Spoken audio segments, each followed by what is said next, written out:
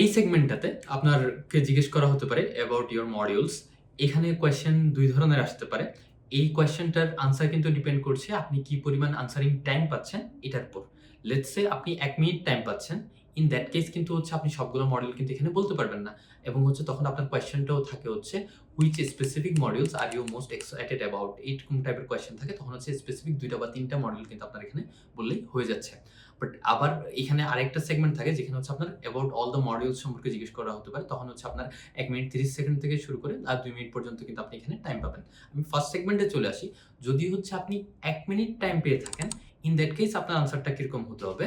আপনি যেহেতু এখানে অল মডিউলস এখানে মেনশন করতে পারবেন না। ইন দ্যাট কেস আপনি এখানে যেটা করতে পারেন, আপনি টোটাল আপনার লেটস সে আপনি মাস্টার্স করতে যাচ্ছেন। আপনার টোটাল ক্রেডিট নাম্বার কত? 180 টোটাল ক্রেডিট আছে। যেখানের মধ্যে টোটাল ৬ টা থেকে ৮ টা যতটাই আপনার মডিউল থাকবে। লেটস সে আপনার ৬ টা মডিউল আছে, ইনক্লুডিং অপশনাল মডিউল অথবা এক্সক্লুডিং অপশনাল মডিউল। আপনি এভাবে বললেন। তাহলে ইন্টারভিউয়ের একটা ধারণা হয়ে যাবে। আপনি টোটাল ক্রেডিট নাম্বারও জানেন, আপনি টোটাল মডিউলের সংখ্যাও জানেন এবং ওখান থেকে যেই ২ টা বা ৩ টা মডিউল নিয়ে আপনি খুবই এক্সাইটেড, ওগুলার আবার নাম বলবেন। নাম বলার পর এক লাইন করে ওগুলা জাস্ট ডিসক্রিপশন দিবেন। ওগুলাতে আপনি কি শিখতে পারবেন ওই ডিসক্রিপশনটা দিলেন। তাহলে ১ মিনিটের মধ্যে কমপ্লিট হয়ে যাবে। যদি আপনি ১ মিনিট ৩০ সেকেন্ড অথবা ২ মিনিট মতো টাইম পেয়ে থাকেন, তো ইন দ্যাট কেস আমি বলব যে ঠিকই আপনি 180 ক্রেডিটের কথা বললেন, টোটাল ৬ টা মডিউলগুলোর কথা বললেন এবং মডিউলগুলোর নাম বলবেন। ওখান থেকে ১ টা বা ২ টা দেন সিলেক্ট করে ওটা ডিসক্রাইব করবেন। তো এগেইন এই সম্পূর্ণটা কিন্তু ডিপেন্ড করছে আপনি কি পরিমাণ টাইম পাচ্ছেন ওটার উপর।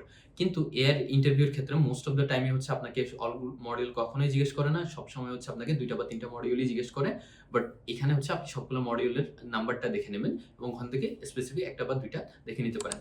এখানে অনেকেই যেটা ভুল করেন যে ঠিক আছে আমি তো গাইডলাইন এটাই পেলাম যে যেহেতু ১ মিনিট বা ১ মিনিট ৩০ সেকেন্ডে সবগুলো মডিউল এখানে বলতে হয় না।